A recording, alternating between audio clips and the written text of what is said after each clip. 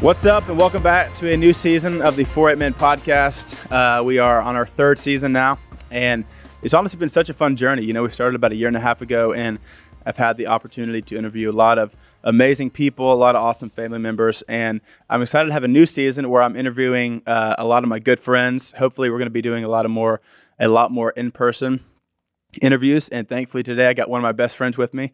So this new season is going to be where I'm talking with some of my best guy friends, and just kind of hoping it's more, conversational instead of really an interview. So really excited to welcome my good friend Parker to my podcast today. Parker, thank you for being here. Absolutely. Happy to be here. Man, so stoked to have you. So if you are looking at Parker, he is a married man. He is one of my best friends from college. He's managing Buck Commander now, which is a pretty big feat. So I'm really happy to have him on the podcast and talk about faith and fitness and just our friendship and our relationship of how we are just such good friends. That's right. Maybe we'll talk a little hunting too. Maybe we'll talk a little bit of hunting.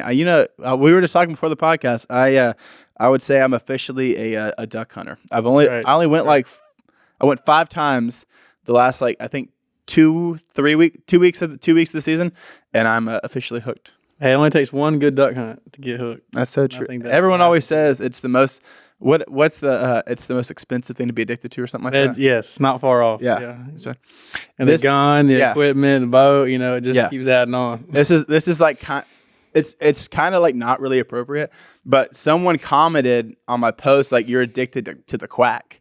And it just made me laugh so hard because I had never heard anyone say that. Right. Have you ever heard that? No, I have not actually. Isn't that funny? Yeah, that's pretty funny. I never heard that. They in like 6th grade. I was like, well, I don't want to no, they were in their 30s. Okay, gotcha. No, they were older. But I was like, I've never heard anyone say that. So I don't know how that would go if I said that to Phil. I don't know if he would think that was funny. Maybe he would. So hey, you never know. I might give it a shot. Well, Parker, for those listening who, maybe some people know who you are, maybe some people don't. How are you different in high school compared to being different in college? Right.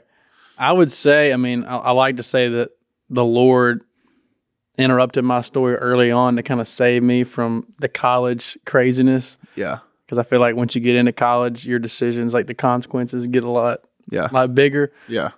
So God really met me when I was 17, kind of going into my senior year of high school. I'd kind of gotten in with the bad crowd, hanging out with girls I shouldn't be, things like that. And he really opened my eyes to show me how much of a better life it is following him and surrendering those things. So I was very, very fortunate to see the light, if you will, before I got to college. Mm-hmm. And then also staying in Auburn, I already had the church that I was going to. So that community was really, really big. Yeah. How do you feel like, because I know that, and you might say different, but mm-hmm. I would kind of say similarly, because when we were in high school, I would say that we both did not have the best friend groups. Right, for sure. Yeah. So how do you feel like having a stronger community in college helped your faith compared to, not having the best group when you were in high school? Right, no, for sure. I remember our pastor used to say it a lot, but, he's like, show me your 5 best friends and I'll show you your future. It's pretty popular to say that. But, it made all the difference in the world. I think that's one of the hardest decisions I had to make early on when I decided to follow Jesus was who I was hanging around. Because I had these guys I grew up with who are great dudes and stuff like that. But it just wasn't good for me to continue to be around them because it was going to pull me down.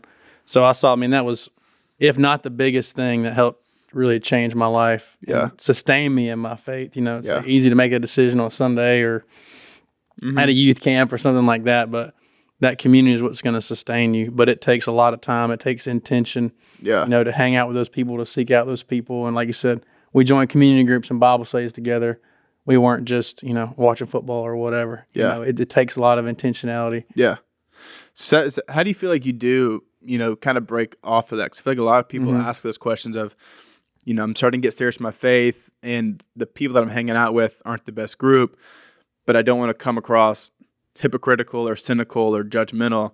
So you kind of like still try to pursue, your faith, but then you also, you still want to have those friendships. And it's almost like you have the mindset of like, oh, well, now that I'm on fire, I'm going to, go convert them. Right. But a lot of times it doesn't happen, so in some cases it does. Yeah.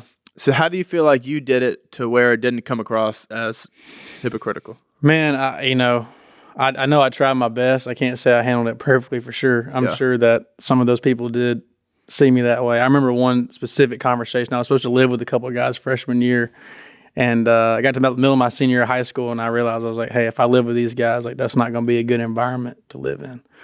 So I basically just had to have a hard conversation with them and say that I just felt like our lives were going a different direction, you know. And they saw that. I think it was hard for them to see that at the time, but I think still being like, I still, you know, pursued them. I still asked to hang out. Yeah. You know, maybe it wasn't on Friday and Saturday night, you know, when things were going on. Yeah. I think just being intentional with them, because I think if you do just say, hey, I don't want to be around you anymore, that can send off that, hey, you know, I'm better than you, judgmental thing. Yeah. But I think there is a way to, like, hang out with them.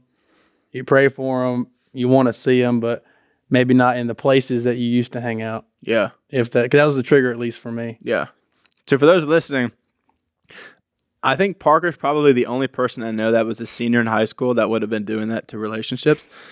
You know, no one's that mature when they're 17, 18, you know, to like actually sit down and be intentional with guys. At least I wasn't. I mean, you know, tough. I mean, there was plenty of friendships where, you know, in high school, I kind of had to break off of things that I knew was kind of leading me down a bad direction. It's not maybe a bad direction, like you said, just kind of more enticing and kind of just more things that would lead me to stumble in a way, if that makes sense. Yeah, for sure. Even when I got to college, you know, I formed a group early on. The same thing. It was like good people, but simple decisions that would make me stumble or that wouldn't, you know, that wasn't calling me out for things that I was saying that I was doing when I shouldn't have been doing it.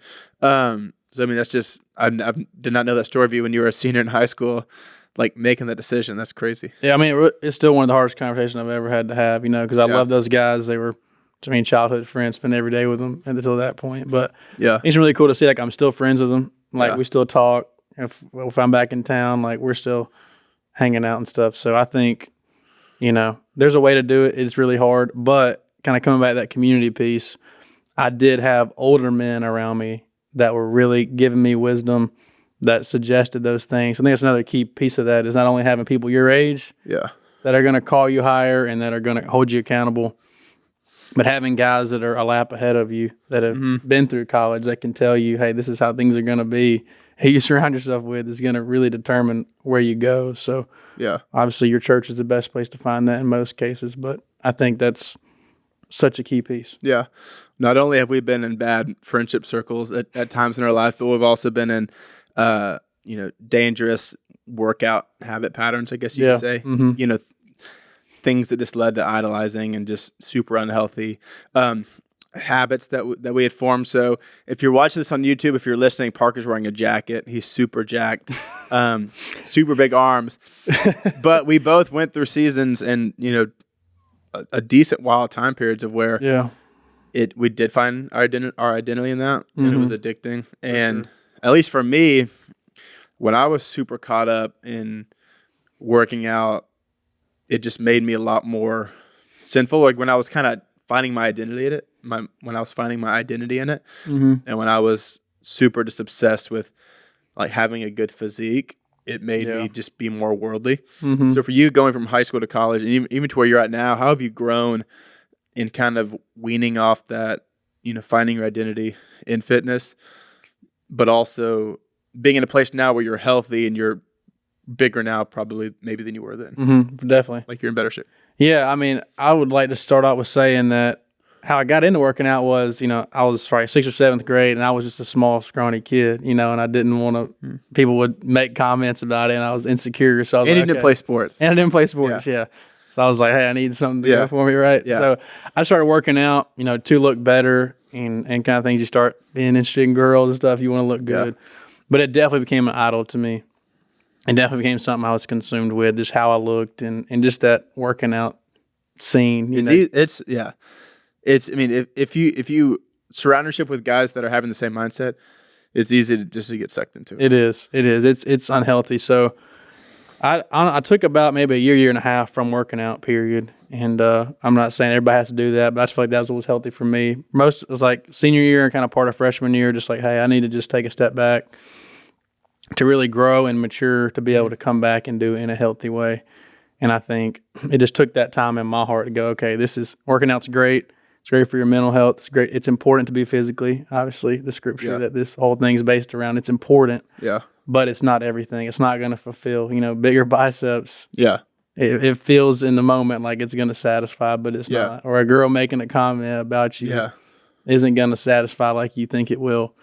And I think it just takes those things. And even now, like I try to do small things because I do work out regularly. It's like, okay, I'm not going to wear a tank top or something like that. Because then it makes you look at yourself more. To me, it eggs on that. Oh, for sure. Spirit, I guess, if you will.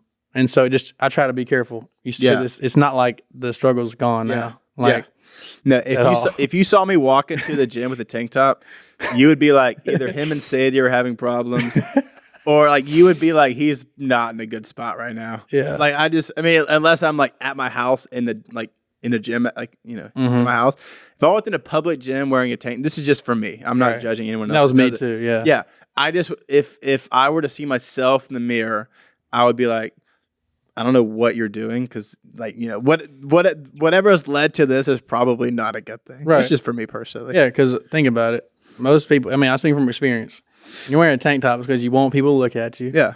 Or you want to just think about how good you look, and like those things are gonna feed what you don't like. That's gonna feed a bad thing in your heart. Yeah, for sure. Well, even when you talk about bigger biceps, it's like even with social media now, you think you're in really good shape, then you see someone else who might be bigger than you, then you're like, oh man, well, I want to look like that. But then little do you know that could be edited, or that person could be on not even real testosterone or steroids or whatever. And then it's like you said, it becomes this pattern of like trying to fill this void that really can never be filled because there's always gonna be something that you're chasing. It's super unhealthy if you can't be content with where you're at and realize that you're doing it, like you said, to better your mental health, to better your your spirit, your faith.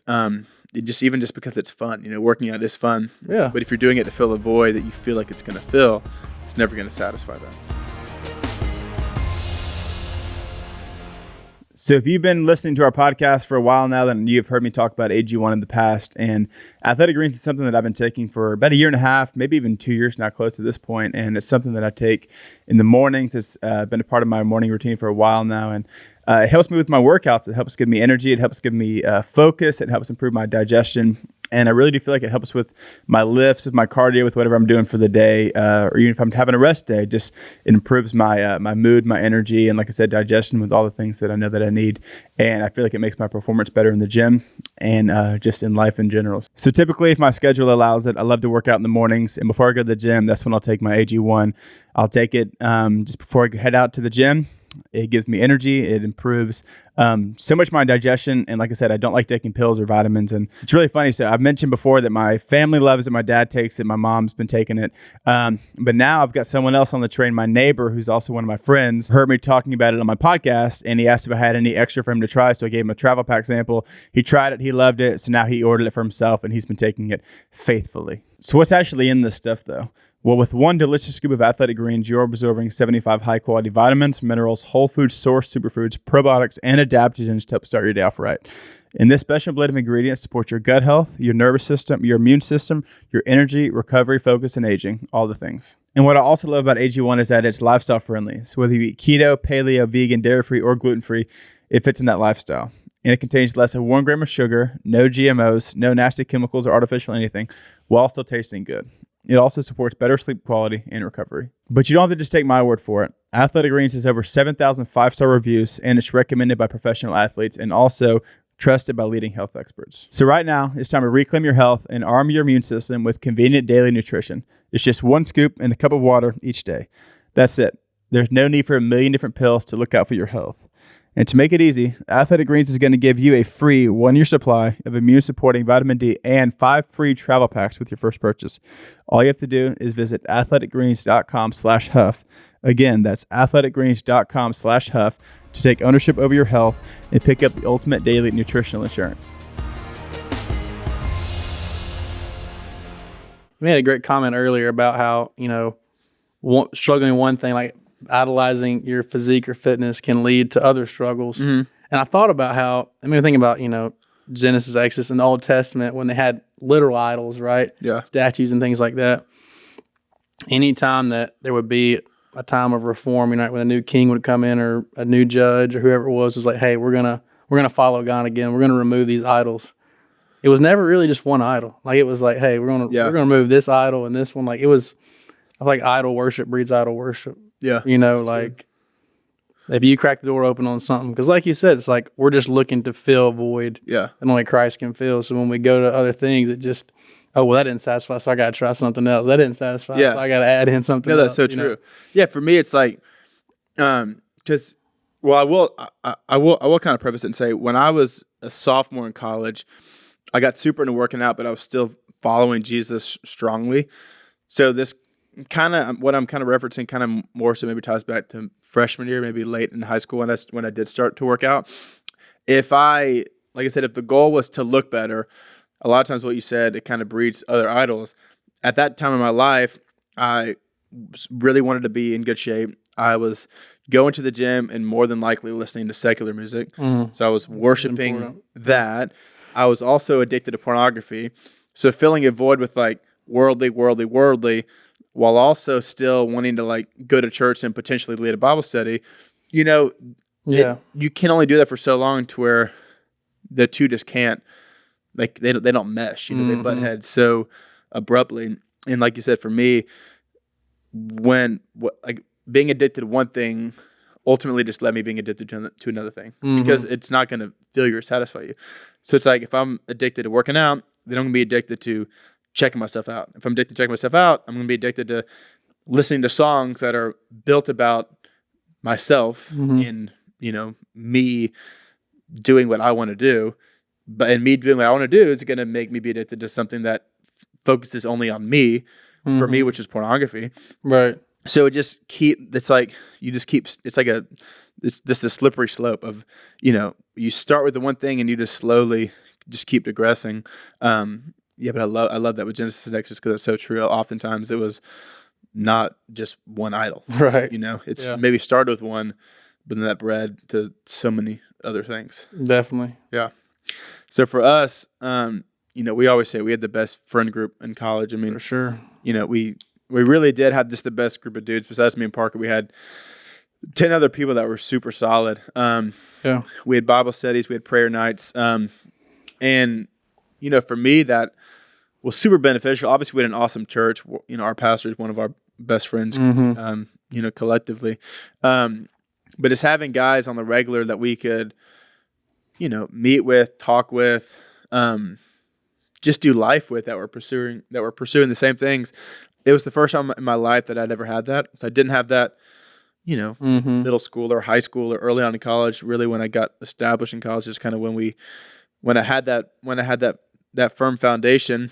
And for you, how do you feel like having such a strong group led you throughout college and ultimately, you know, to you getting married and then now being, you know, 2.5 years into marriage? How do you feel like having a strong group of guys around you has helped you just to kind of do life the way that you're doing life? Right, for sure. I mean, I think the community has been the biggest reason just for endurance in the faith, like for me, you know, because obviously, as you know very well, the enemy wants us to think that we're isolated, that we're the only ones struggling with what we're struggling with. Because here's the thing, like, you start following Jesus, and, oh, this is awesome. And then you quickly realize all these struggles that you have, all of these things you need to walk through. Trials are going to happen. Things that you don't see coming are going to happen, right? Pain, the people you love, right? All kind of stuff. And there's a lot of stuff that I didn't see coming that's happened, good and bad.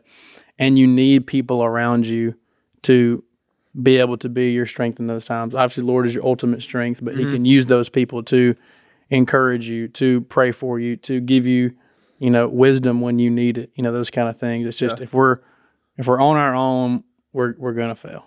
And I think the Bible makes that pretty clear. You know, that this community is essential to sustaining in the faith, and I think that's what's helped me to continue to go on because I've had high seasons and low seasons. Yeah, but I've been able to keep a good group of guys around me that when I've been in a great spot and a bad spot, have been able to say, hey, you need to change this, and you do this, and you get your crap together. Yeah. Or encourage me and things like that. And now in marriage, I think arguably it's even more important to have that community because then things don't necessarily get any easier when you get married, right? We still need the guys. Struggles just shift. Yeah, yeah, they do. And just as you know, marriage to me just amplifies at least your awareness of your sin because you have someone so much closer to you.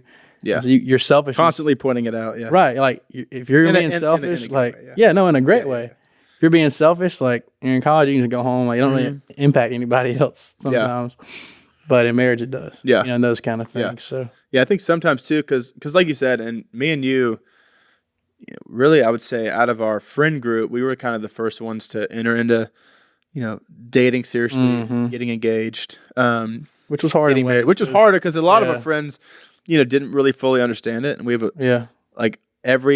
we have every mutual friend together, so we really did walk through it together, which was awesome. But I do know, like you said, when you're single, you primarily have all the things that most guys struggle with, and then when you get married, the playing field does shift a little bit. And I think sometimes we can neglect those friendships and maybe act like it's not as important. And for some people who might be listening, if you're, stepping into a new season of engagement or marriage, like, yes, your future spouse is your most important priority, but at the same time, your friendships are at least for me, was what got you to a spot to be able to be in that relationship. If I did not have the foundation of our guys in those seasons, then when me and Sadie met, I would not have been as confident or as secure. Yes, in Christ, but also just from a friendship perspective of having guys around me to encourage me, to uplift me, and also to challenge me in life. So how do you feel like, yes, friendships do change when you enter into a season of getting engaged and getting married, but also at the same time still clinging to how important it is and not to neglect it. Because I think sometimes people can just, I don't want to say turn their back on those friendships, but, not prioritize them as much because they're prioritizing their spouse or their fiance or girlfriend, which is important. But but at the same time, the more you prioritize this, it's going to help you prioritize this more. Exactly. If that makes sense. Yeah, no, it is a struggle because actually you start dating somebody, you have less time. Yeah. Because we only have so many hours in the day, right? You start dating somebody, it's serious, it's important to you, you're going to have less time to hang out with the guys. And that's hard, right? In college it was for us, I know. Yeah. But I think that's still very important to navigate through, because you still need those friends. But you're not going to continue on in a relationship if you don't prioritize that, spend time on it, things like that. So I know it was a challenge for us, but having those good guys around us was really key. And again, like I said earlier, having community that was also already married was huge too, because they were able to speak to the season that we're in and kind of knew what we were going through too. Yeah.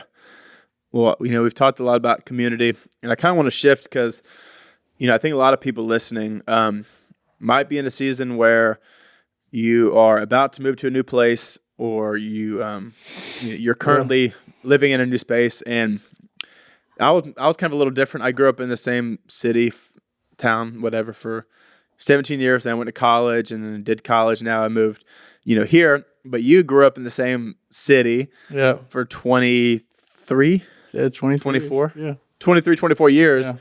Having a super solid community and then picking up and leaving it, but also still, being tied to that community, but now you're in a new place.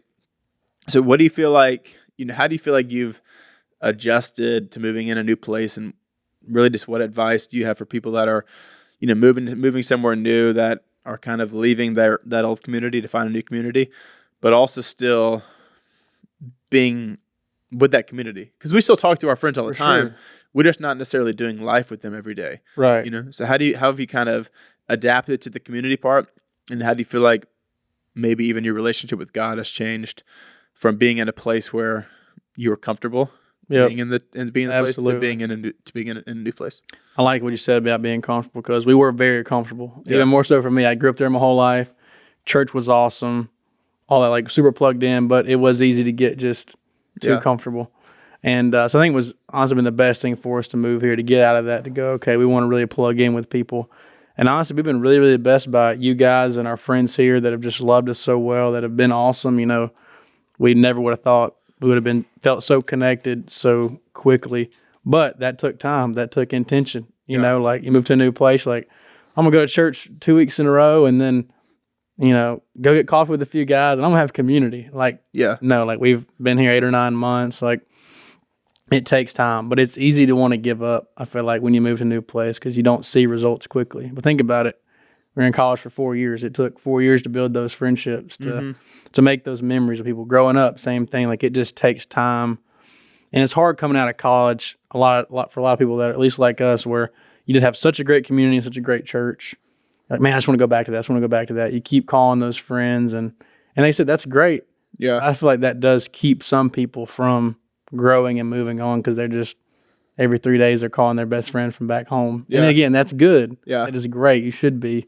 Yeah, but it can kind of keep you from. Hey, maybe you could have gone to dinner with somebody in your young professional group or your young married group or whatever that it is, and help you build community here. But again, it takes time and intention, and I think the big thing is just not giving up when it's a few months in and maybe you don't feel connected. Like, hey, you've been there 90 days, like you're not going to feel connected automatically. Yeah, because for me, when we were living in Auburn, in majority of college, we were single, and at least for me, when I was single, I'm not going to say I was closer to God when I was single than I am now.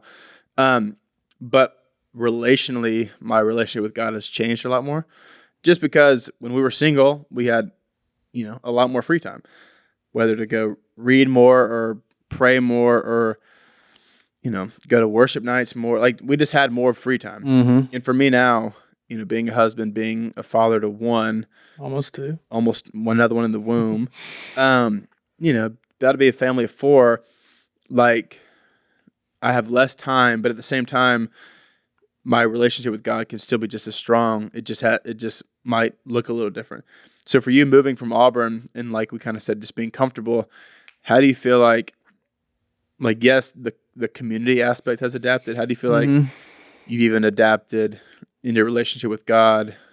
Well, 1, it's just getting married, and 2, being married, moving to a new place. Yeah, I feel like marriage, it obviously changes it completely. I think even Paul talks about that, right? He's like, hey, if you could be single like I am, you don't have the worries of marriage, right? So you do have that. I feel like that's very biblical. Yeah. But being married, like you said, is you go from I've only had to be accountable and take care of one person my whole life. Now it's 2 people, and that's a big thing. Yeah, it can be overwhelming. So I feel like for me, it's definitely made me rely more on the Lord because I needed to. Like without Him, I can't be a good husband. I can't be a good friend. I can't be a faithful employee, member of my church, whatever. But at the same time, getting married, having a job, those things bring a lot more distractions than we had in college. I can wake up and spend 3 hours in the Word and in prayer. Yeah.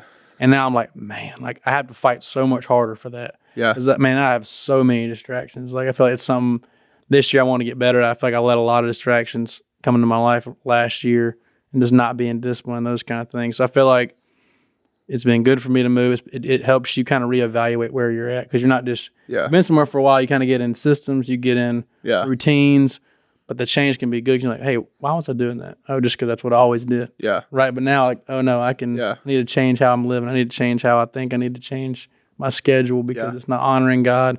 I can use my time more effectively. So thankfully, I think marriage, moving, it should make you more dependent on God. It should. Or you can just choose to depend on yourself and you'll crash pretty quick. But I think which in turn should lead to more intimacy with God because you're having to rely on Him more. Yeah.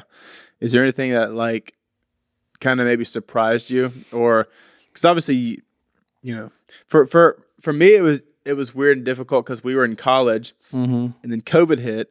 Right. And me and Sadie moved back here with like a duffel bag because we were like, oh, COVID's going to be, 2 weeks, whatever. Right, we'll go to college, we'll graduate. And then it was each week it was like, no, you're not going back. School's online. And then it was like graduation's canceled. It just kept progressively getting like worse and worse and worse. And I was like, we only have like I said, we had a duffel bag because we were like, oh, this is whatever. COVID's going to be nothing. Then it ended up being a huge thing. So we kind of moved in that weird time. We moved into Willie and Corey's guest house. And it was in the awkward time of, the world was shut down. So we moved when our community, a lot of it was really just our family, Sadie's family. And it was an interesting transition period. So for y'all, even just moving in general, is there anything that maybe you thought was easier than you thought it was going to be, or were there things that was harder than you thought it was going to be? Because I know that, moving is also exciting, right? But then once you get settled in, it comes with a new set of challenges. Exactly. So is there anything that you've kind of had to walk through that maybe you thought was easier than you thought it was going to be, and maybe things that was harder than you thought it was going to be? I mean, I would say easier, would be just being connected, with community. Just you guys obviously had such a great group already, pretty much established. So super blessed to be able just to kind of become a part of that. Because I didn't expect, a few months in to be like, oh, wow, we feel like we really have our people here. Yeah. Because that takes a lot of time usually. So again, just for us, just even more affirmation that this is where God led us to be and wants us to be. I would say more challenging. I didn't think that it would be hard to be away from my family. Yeah. And it has been harder than I thought. Yeah. Even before I moved, I was working for my dad, got a lot closer with him and stuff like that. And just my family in general. I was like, I'll call them, I'll catch up with them, and maybe experience stuff like that. But you're close to your family like I am. I never moved away from them, so I guess I didn't really know what that would be. So I definitely miss them, but it's good. We still make that work. We still be intentional, but I didn't expect that to be a challenge. No, that's the same for me. We, like you said, moving to college, I was, not around my parents, and then moving here, still not with my parents. And then now we're with Sadie's family a lot of times. So it has been, there's definitely been certain challenges of kind of navigating through, spending quality time with them. Like they were just here this past weekend. And still because obviously me and Sadie are super close with my family, but we just don't get to see them as much. So being intentional of, trying to go there once a month, having them come here once a month or every other month. And, it definitely is. It definitely is super difficult. So that's something that we've, had to walk out as well. But I do think that having those people, because like you said, y'all moved when we were super established, and obviously all of our friends here are y'all's friends now too. Right. But there also takes a willingness to get plugged in with that, because sometimes at least for me early on, I was like, oh man, I miss my friends back in college, which is true, but you also have to adapt, and you have to, kind of, I don't want to use the word pivot because this is such an overly used word, but you really do have to, pivot, whatever synonym you could use for that. Change, I guess you could say. You do. From getting out of that mindset of, what was to what is now. And yes, you still have those friendships, but it's just not going to be as, maybe as intimate as it used to be. Whether for sure. You saw your guy friends every day. You talked to them on the phone all the time because you were, in the same your vicinity. You were a mile to 5 miles hung out every day. You saw each other every day. But now it's being more intentional of calling them, once a week, once every other week, once a month or whatever. But also still being vulnerable and willing to, to join a new group of community friends. Has that been exciting to you to get to know new people moving to a new spot? It has. It's been super exciting. To me, someone mentioned this to me before I left, and it really stuck with me. Because I never left the town that I was in. I was always known as my dad's son or Amos, those kind of things. I'm wow, I get to go be around people that have no idea who I am. Yeah. And also, not only that, they will only know me and Freddie together too. They won't know me as just Parker, single, or Freddie, just her. Yeah. So that's been really cool. Hey, just to start fresh with people. Not that I had any kind of bad anything back home, but that was really cool. Hey, you get to just start new. You get to meet new people, and you don't have to maybe carry some of that stuff from your past, people that associate you with different things. But it's been good. Yeah, I just had this other thought because like you just mentioned working for your dad. When you were working for your dad, you traveled a bunch. Now doing stuff for Buckman, you still travel a good bit. So even at that time when you found your identity in fitness, it really would be a struggle if you were still in that pattern now because of traveling you're not going to get in 4 or 5 sessions a week. No. Maybe not, but you're not going to be as disciplined as you would be typically if you weren't traveling. So how do you feel like yes, moving to a new spot, but also even when you're still working for your dad in Auburn, how do you feel like you kind of got to a point where you were content with fitness, traveling so much, but also, with your faith of you might be in, Orlando this week, and then you might be in St. Louis next week. You might be in Vegas, and then you might be in New York. Like how have you also adapted and really just, kind of learned how to also have a strong relationship with God when you're traveling so much and busy and on a plane and in a hotel and those kind of things? Right. I mean, I'm just thinking as you're talking, like, I really think you just have to evaluate like what your why is. Okay? Yeah. Like, why do I seek God? Like, it's because he's the most important thing to me. I want to grow a relationship with him. He died for me. He saved me. I owe all to him. So I want to be with him in the mornings, And so that's the most important thing to you, even when you're traveling. If I got to get up, my flight's at 6 a.m., I'll get up 20 minutes earlier and read and pray, or make sure I do that on the plane. Yeah. It takes intentionality, but if I have my priorities straight, those things will work. Yeah. Same thing as working out. It's like, well, why do I work out? Well, like you said, if it's because I want to look great and love that, then you'll see that come up, your why come up when things get in the way. Yeah. Like if I'm traveling and I can't work out as much, like, oh, it's okay. I'll work out because I enjoy it. It's fun. Yeah. Helps me mentally. I like feeling in shape. If I miss something, oh, well, it's not everything. Yeah. Yeah. So I think it will show you what's important to you truly, and then you can hopefully live out what's really important to you. Same thing with if your marriage is really important to you, then you're not going to go to the gym or do all these other things in excess that would take away from your marriage. If that's more important to you than working out, than your hobbies, that kind of thing. Yeah. Well, you just shared like flying or like just traveling. It's funny for me. I really do have to be intentional because, like you said, 20 minutes before you wake up or whatever. Because if Sadie heard me say this, she would say that I was lying. I might be, sort of. But when I'm flying, like I really do bring my Bible, I bring a book. Like I really do want to use that time on the plane to read. But more than always, I end up just watching a movie. Yeah, no, I struggle with that. We're flying to LA, but I guess by the time this airs, we would have already been there. But I'm already thinking like I'm gonna be watching more than likely like the Avengers or some Marvel movie. I just like watching Marvel. Good movie. I want to see it's on the plane. But it's such a long flight, and it's like, man, I really could spend 2 hours listening to worship and reading. But I'm also I also want to watch a movie. I'm on a plane. It's I get it. I'm comfortable. Yeah. So it's like it's even those things, but like you said, it's a relationship, and it's like trying not to get to the point where it's like God's mad at me if I choose to watch a new movie on the plane versus reading. And if you feel like that's maybe true, then like you said, maybe get up early before you wake up and read then. Or if you choose to sleep in, then maybe don't watch a movie on the plane.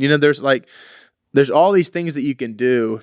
And I do think that it comes down to being disciplined and at the same time, just realizing that God is what we desire most, more than being physically fit, more than these other things. Like we desire to have a relationship with God. And then out of that, we choose to do these things that we know that's going to benefit that relationship. The same thing we would do with our wives or our, my children, your children to come in the future, like we'd make these decisions based off of those relationships. It's the same with God. Like we're going to be intentional and choose that as a top priority and, hopefully not do things that's going to hinder that. Right. And like you said, we're not going to be perfect. Like I've traveled the last 3 weeks pretty much straight. There's been plenty of flights where I had my Bible. I have taken my Bible out and put it on the little table there, and then just like I'm too tired. Then you use it as a stand. It's a long day. Use it as a stand to watch your movie on your phone. Right. And how terrible that sounds. But it's important like to realize that, okay, I hadn't read in 2 days. I'm gonna night before I go to bed or tomorrow. Doing that because that's a great point. When you have those disciplines in place, it protects you. In a way, for sure. Well, I want to end with so obviously if you've been listening throughout this whole thing, which I hope you have. I don't know why you would skip the whole thing. Then you'd start listening now. But Parker is one of the wisest people I know, and I really wanted to just end with a piece of advice for marriage. So your best, just a good piece of marriage advice, and friendship advice. Because it's actually kind of funny. We both have like the best group of friends ever, and we have only made each other mad. I've always said no times ever, but then we had a moment like a few months ago where we both like kind of got on each other's nerves, and I was like, this is the first time I've actually ever been annoyed at Parker. And I was like, I think it's the first time he's ever been annoyed at me. Yeah. But Parker's been like honestly my most consistent friend that I've ever had, and just one of my best friends. So no other fitting than to ask friendship advice from you. So best marriage advice. I appreciate that. Best friendship advice. Man, best marriage advice for sure. One of our friends, Matt Cole from Auburn, I'll give him the credit because it's great. For marriage, he said, walk in constant forgiveness. And that is really hard to do. Yeah. I know you know that. Because it's not only for the, bigger things. Let's say your wife just lies to you or is rude to you, something like that. Like you actually have a reason to be mad or needing to forgive them. Or they left their towel in the middle of the floor or, didn't do the laundry, like things that don't really matter. But those things build up in your spirit. You know that. Like it's the little things, almost more than the big things. For sure. It's constant. If you walk in constant forgiveness, then you're not going to just blow up on your spouse for nothing. Yeah. It's seemingly nothing, but you got really mad because you've been holding in things for 3 weeks. I know at least for us in our first year of marriage, we fought a lot. And I think that was really the root of it. Yeah. Is we just held on to a lot of things that we shouldn't have out of pride, thinking that we deserved something else or whatever. Yeah. But man, that's so hard. But when you realize that God is constantly forgiving you, it's just that mindset. It helps you forgive others when you realize, man, we have been forgiven. Yeah. Right? Like it's the parable of the person that had been forgiven much and forgiven little, and how much different the person who had been forgiven much acted. Yeah. We're all the ones who's been forgiven much. Yeah. Right? And when we realize that, we should be able to give forgiveness to the person we love more than anything. That we should want to forgive more than we want to forgive anybody. Yeah. But it's probably the hardest thing to do, but no, for sure. That has changed our marriage. Yeah. Sure. No, I mean, pre-marriage, I really never heard anyone talk because it is selfishness, right? You're being selfish with your forgiveness. Everyone, at least most people I talked to, was like selfish with, possessions or with time or something else. Right. But at least for me, the thing I honestly struggle with is like selfish, like with forgiveness. If we're in an argument and maybe I snap, like we both snap, I'm like waiting for her to apologize first. And she's waiting for me to apologize first. Like we'll both go on prayer walks and be like, God, like make them apologize. And it's like, this is so like, then obviously 5 hours later, you just have this thought of like, that would have just saved 5 hours if I literally just would have been like, hey, I'm sorry I said that. But instead, like you get such in your mindset of like, no, they started wrong with me. Yeah, so like, they started it. Deserve that. So it's like, I really don't often hear people talk about being selfish with forgiveness or with extending grace because it's so sinful. Like you said, with the person we love most. Then again, at the same time, like since we love them most, they also can hurt us the most, right? That's right. Or upset us the most because there is so much love. Yep. And so for those listening, extending forgiveness, it is something super difficult. And in friendships, it's easier. At least for me, it is. About it. You're like, oh, well, they pissed me off, whatever. Yeah. Just move on. But with marriage, it really is like something that you have to fight for to just freely give forgiveness. Even if that person doesn't apologize. It's something like getting it off your chest, not for the sake of getting something in return, but just getting it off your chest. That's good. Is huge. And that's honestly been something that I've really struggled with in marriage, is like extending forgiveness on the condition of feeling like I'm the one that is deserved, like feeling that I'm the one that is owed the apology. Right. Definitely. No. Yeah, I'm 100%. All right. There with advice. Friendship advice. It may sound a little cheesy, but I would think like be the friend that you would want to have. In the sense of like, man, I really could use some encouragement today. Like, I'll encourage somebody. Or I'd really love to just go get lunch and talk about, I'm just really struggling with this or that. Like, try to hang out with somebody, be intentional with them. Yeah. Ask them about how life's really going. I mean, I'd love to be in a Bible study with a group of guys. Let's go start one. Those kind of things. Like, not that you're trying to not that you're trying to serve yourself ultimately, because it's not what you're trying to do, but it's the mindset of like, man, I know if I want this, and they probably do too, they could probably use that encouragement. They could probably use accountability. They could probably use those things. So I just try to think about it in that perspective. It's like, man, I know if I need and want these things as a friend, as the Bible's telling me to be as a friend, then I should be intentional to do those. There you go. That's awesome. Man, well, Park, thanks so much for joining me today. If you're listening, I really hope you enjoyed this. This is what I'm really hoping this season to be, of just, less interview style, more just relational, more friendship, more just conversational. Hope you relate to that, and hope you enjoyed it. Subscribe, follow on social media, and do all the things. But I really hope leave a good review. Leave a positive review. That'd be appreciated. But really hope you enjoyed it. It's gonna be a fun season of, like I said, just sitting down, hopefully in person with a bunch of my friends, and just talking through life, talking through struggles that we have, and hopefully it's relatable. And if it ever doesn't seem relatable, I don't know. I don't really know where I'm going with that. But we love you, and hope you all enjoy the first episode of the 4-8 Men Season 3 podcast.